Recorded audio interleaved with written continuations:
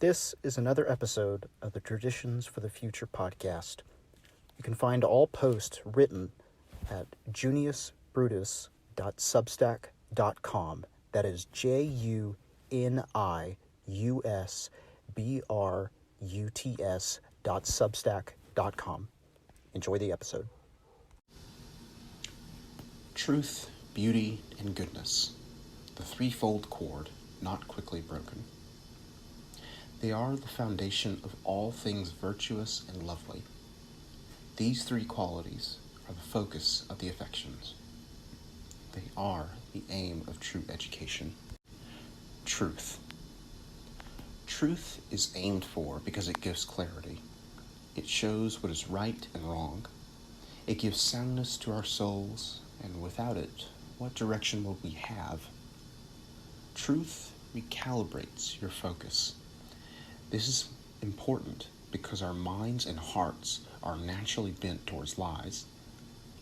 True education is not focused on what is useful, but rather it trains your mind. That is more useful. Oh, how great is the power of truth, which of its own power can easily defend itself against all the ingenuity and cunning and wisdom of men, and against the treacherous plots of all the world. Close quote. Cicero. The foundation of all wisdom is truth. Without it, one might be able to argue, but cannot discern. And without discernment, he will fall into many snares. Truth is the hearth of wisdom's home. They are the heavenly pillars of a heavenly house. Truth is that friend that is closer than a brother. Beauty. Beauty is the true presentation of truth.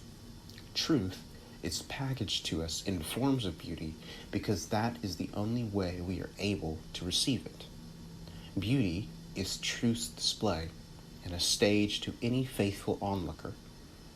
It is the marketplace of truth, and each vendor pays its due to wisdom. Beauty is necessary, for beauty is what the heart longs for. It is what it will war over because beauty is truth for the senses. In the Lord's infinite wisdom, He determined that our minds not only know what is true, but also that our bodies would feel what is true. The true presentation of beauty may be found in the careful brushstrokes of a Rembrandt, the violins in Brandenburg Concerto No. 3, the luscious green hills of South Alabama, the striking meter of Tennyson, or in late-night conversation with friends and family. I have written before on why you should love the English language. I said this about its beauty. Quote, "View the English language as a palette of oil paints, not as a labyrinth.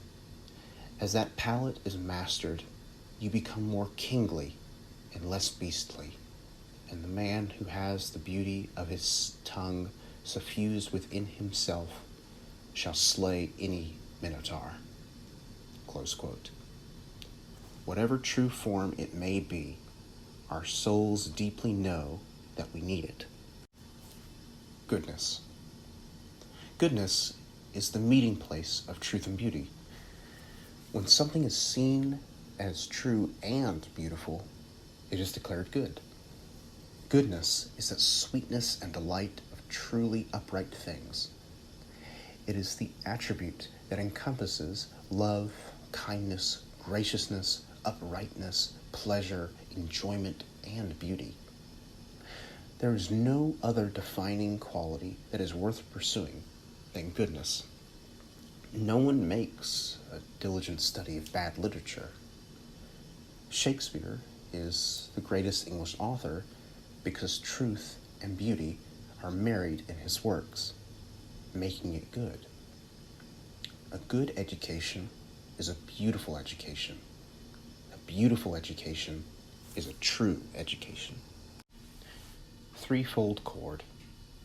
Truth, beauty, and goodness is a threefold cord that is not quickly broken. These three always go together and are never separated. You may have something appear as true and beautiful, but is not good. You may have something appear as true and good, but is not beautiful. You may have something appear as beautiful and good, but it's not true.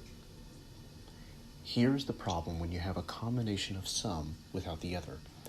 The quality that is lacking is the quality that is lacking in the other two qualities.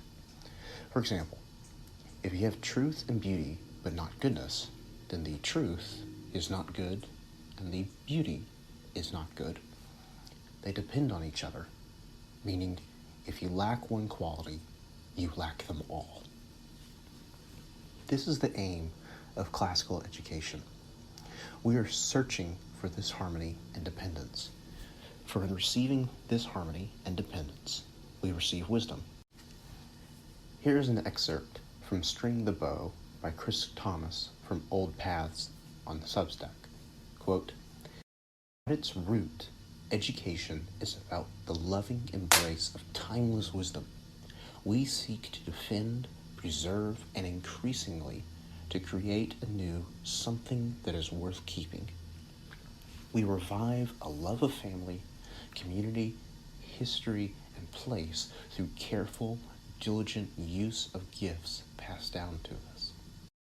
Prior to its use, Odysseus plucks the bowstring, and it sings the hall with the echo of a swallow. These gifts of enduring beauty and timeless wisdom indeed sing with grace. What have we been given? What are our treasured gifts which sing of faithful, ageless grace, which ought to be carefully preserved and ever ready for use? Have we not been gifted with music, number, and song, history, folklore, and tales, careful observance of custom and faith? Is this not a cultural inheritance worth preserving and defending against decay and waste? Such loving observance transcends what happens in a classroom. At its root, education is a life, cultivated by story and memory, and strung in defense of the good and true." Telos. The telos, or end, of this unbreakable cord is not within itself. Education is not about accumulating knowledge for the sake of knowing more. That produces arrogance. As Cindy Rollins has famously stated, knowledge puffs up, wisdom humbles. Education is about receiving wisdom. It is about becoming a human being. Truth, beauty, and goodness are pointing upward. They point to Jesus Christ. Without being united to Him, the person of truth, by faith alone, we are grasping in the dark, only finding lies. For by wisdom the Lord created the world with excellency. Proverbs chapter 8, verse 22. Wisdom was the chisel and beauty the statue. Beauty flows from Christ because He is beautiful. It is from the goodness of God that we are given good literature to enjoy and the faculties to enjoy them. Creation was very good because it was very true and very beautiful. Sin had not entered into creation and corrupted it yet. It corrupted our souls and our pursuit of truth, beauty, and goodness. We now search for lies, ugliness, and evil.